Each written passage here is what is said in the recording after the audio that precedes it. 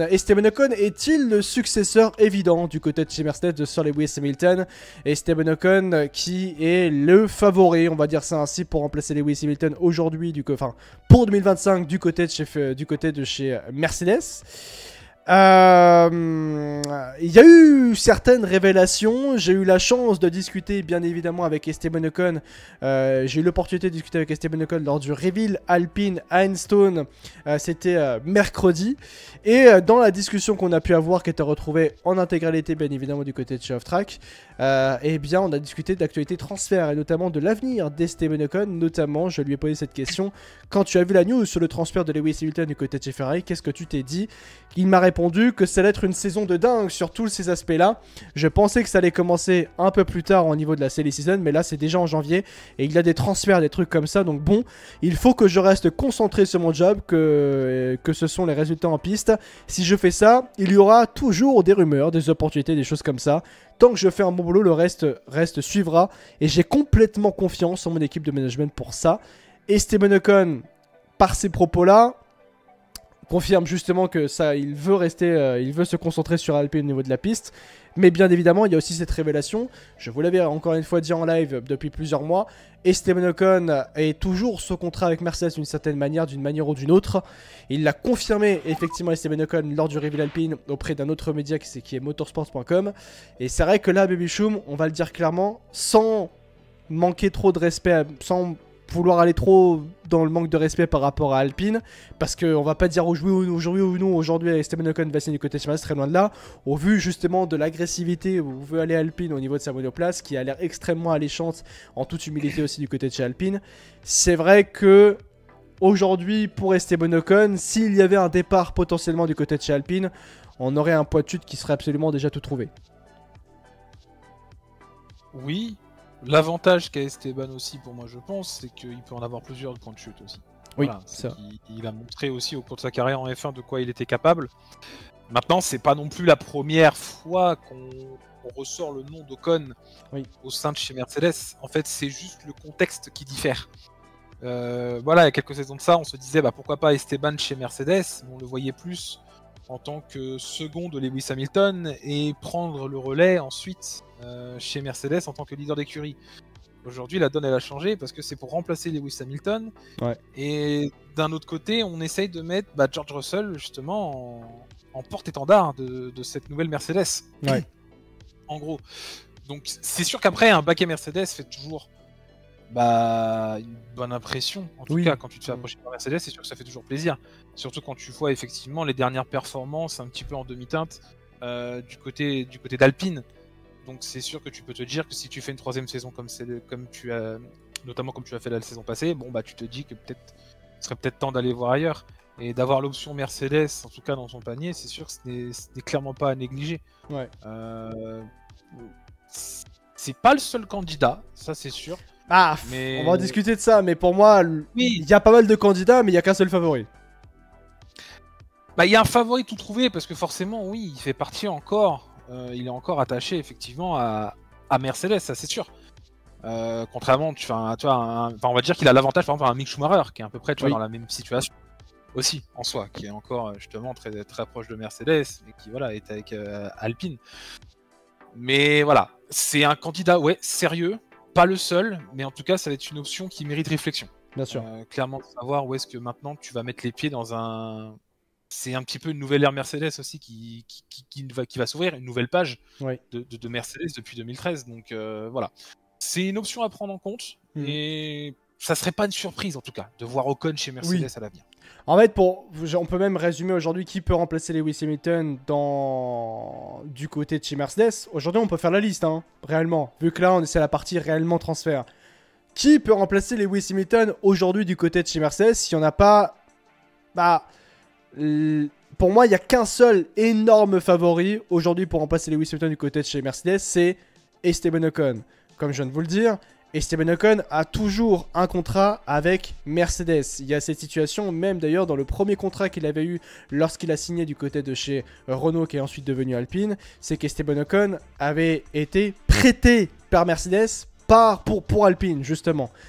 Et c'était intéressant de voir ça. Aujourd'hui, Esteban Ocon, et ça je vous le disais depuis plusieurs mois encore une fois, qu'Esteban Ocon était toujours sous contrat avec Mercedes, même en étant aujourd'hui du côté de chez Alpine. Ce à quoi, ce que justement Esteban Ocon a confirmé lors du reveal Alpine il y a quelques jours à Enstone.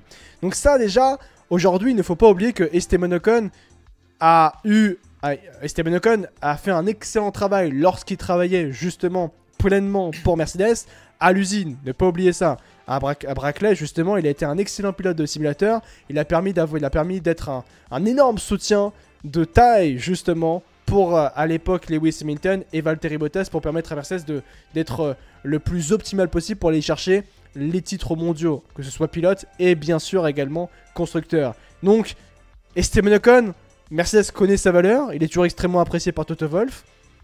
C'est pour moi le candidat idéal aujourd'hui, et même potentiellement le seul candidat viable aujourd'hui pour Mercedes pour remplacer Sir Lewis Hamilton. Et c'est un remplacement de taille forcément à faire pour remplacer un septuple champion du monde. Et mettre bien sûr Esteban Ocon aux côtés bien évidemment, très sincère, aux côtés bien évidemment de George Russell. Qui peut y avoir d'autre pour remplacer? Il y en a plein. Il peut y avoir... Il y en a plein. Parce que vas-y. Il y a des rumeurs qu'on voit à droite à gauche, on dit non, c'est impossible, mais je sais pas, t'as Carlos Sainz qui va être libre, t'as Albon qui va être libre. Je suis d'accord avec toi sur Carlos Sainz. C'est pas des noms en fait qu'on va directement associer à Mercedes, ça je suis totalement d'accord, mais c'est pas des noms non plus à exclure de la liste. Mercedes s'est réservé le droit de prendre son temps et de ne pas s'exclure non plus une pointe de folie, on va dire, de tenter quelque chose. Ça veut tout rien dire. Ce que veut Mercedes aujourd'hui, c'est retrouver les sommets le plus vite possible. Je suis d'accord, ouais. Ça, là-dessus, je pense que Toto est assez clair à ce niveau-là. T'as une solution qui peut marcher à court terme. J'ai vu sortir dans le chat. T'as Alonso. Ça, en fait, tu mets Alonso dans une Mercedes, t'as un double champion du monde.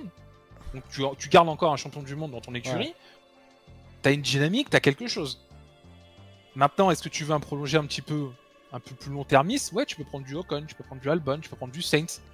Tu veux prendre un risque? Ouais. Tout dépendra, encore une fois, c'est pas lui mettre la pression, mais c'est juste que ce gamin, il est incroyable. Antonelli, bien sûr. Antonelli, tu vois. Donc, il y a plusieurs degrés de risque, en fait, que Mercedes peut se permettre de prendre. Et ils auront, peut-être pas une saison entière, mais voilà, ils auront une bonne partie de la saison 2024 pour se décider, en tout cas. Bah en fait, oui et non. Oui et non. Pourquoi je pense ça? Parce que si tu prends... En fait, tout le monde est dans l'urgence aujourd'hui en Formule 1. Là, aujourd'hui, pour les pilotes et les écuries, tout le monde est dans l'urgence. Parce que tout le monde a peur que quelqu'un prenne la place. Tu vois. Et c'est ça, en fait, où je me dis qu'on n'a plus trop le temps pour personne, là.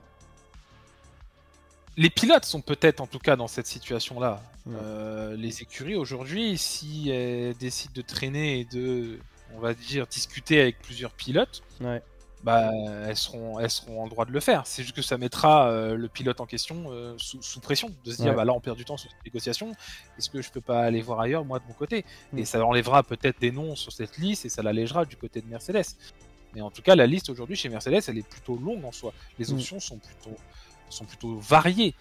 Donc c'est pour ça que 2024 sera aussi important.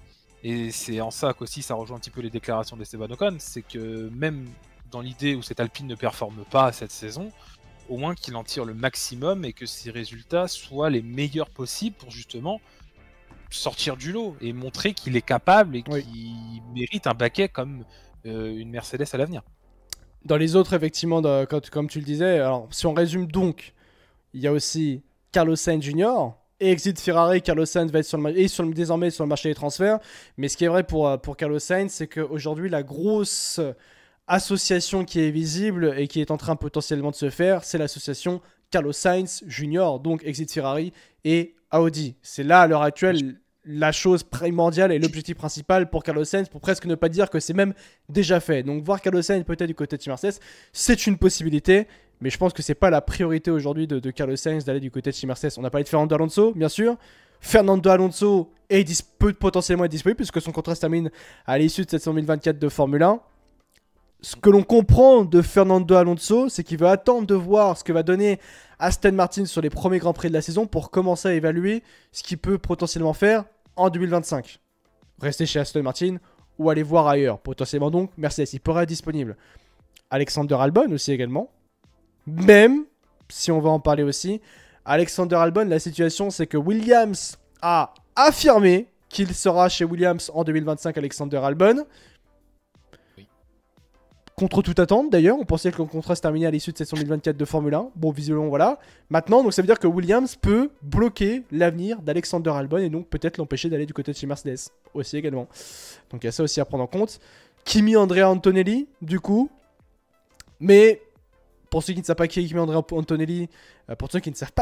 Kimi Andrea Antonelli, c'est un jeune crack absolument fantastique de l'académie Mercedes, qui est un crack absolu, qui va faire sa première saison de F2 en 2024. Il saute même d'ailleurs donc le passage en F3, hein, littéralement, Kimi Andrea Antonelli, même s'il a été en Freca. Mais même s'il gagne la F2 cette saison, je ne vois pas Mercedes le mettre directement en tant que rookie dans la Mercedes en 2025. Réellement, ce serait peut-être ça serait peut-être trop compliqué pour Antonelli de performer avec Mercedes en 2025 s'il venait directement, même s'il gagne une saison exceptionnelle en F2. Donc voilà, pour moi le seul candidat viable aujourd'hui à l'heure actuelle c'est Ocon. Mais encore faut-il que Ocon se décide s'il veut aller chez Mercedes ou rester du côté de chez Alpine. Mais ce que dit Esteban Ocon, je réinsiste là-dessus, lui, il veut travailler pour Alpine en 2024, c'est concentrer uniquement en piste pour Alpine. C'est ça le plus important. Et il a raison finalement, en fait, Baby Shum. Tu en as un peu parlé juste avant. Mais quoi de mieux de travailler au maximum, de pousser au maximum pour Alpine pour montrer sa valeur?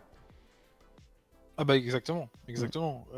C'est de toute façon pour tout pilote là aujourd'hui quand on voit justement cette période de transfert voilà, qui est déjà lancée dès ce début d'année, t'as entre guillemets pas le droit à l'erreur.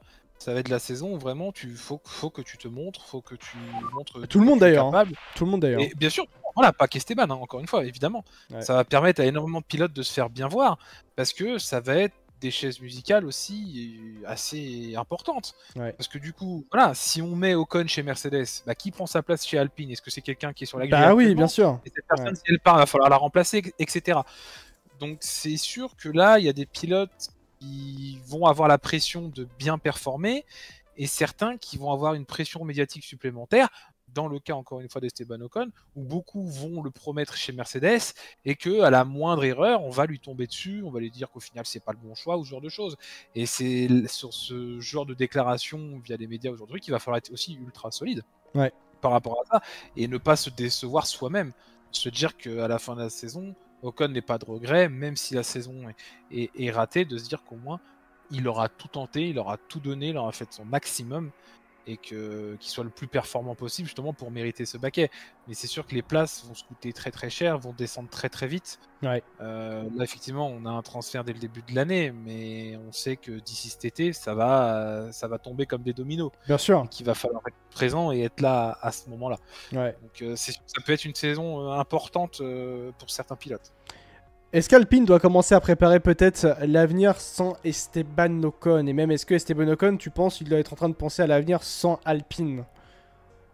Ou c'est trop tôt, encore une fois, cette saison, dans le sens où je pose cette question par rapport au fait que, bah, comme c'est la question que j'ai posée à Esteban, et ce à quoi il m'a répondu, du coup, le fait, qu'est-ce qu'il a ressenti quand Lewis Hamilton s'est chez Ferrari? Et lui, il m'a répondu, bah, je m'attendais pas à ce que ça démarre la silly season tout de suite. Est-ce que tout le monde doit être en train de se dire qu'est-ce qu'on fait là en fait? Comment on réagit? Qu'est-ce qu'on doit faire? Bah évidemment, parce que c'est un tremblement de terre monstre. Parce que tu te dis que si ce genre de transfert intervient dès le mois de janvier, mais tu te dis qu'est-ce qui peut se passer par la suite en fait? Ça y est, là les dés ils sont jetés et il peut se passer tout et n'importe quoi. Maintenant dans le cas d'Ocon, c'est sûr qu'on va arriver sur une saison aussi assez importante pour lui. De se dire ça va être sa 5e saison dans le giron alpine. Peut-être besoin d'avoir une voiture capable de jouer un peu plus haut, en tout cas qui va estimer lui, tu vois, un petit peu à l'image d'un Alex Albon qui ne végète pas chez Williams, mais on sait qu'il mérite mieux qu'une Williams, tu vois, malgré les peut-être bien sûr, on va y venir à ça, c'est vrai. Bah voilà, je pense que Ocon est arrivé à un moment donné dans sa carrière où il se dit je mérite mieux que de faire des P10, P12 en qualif et d'aller grappiller 1 ou 2 points en course.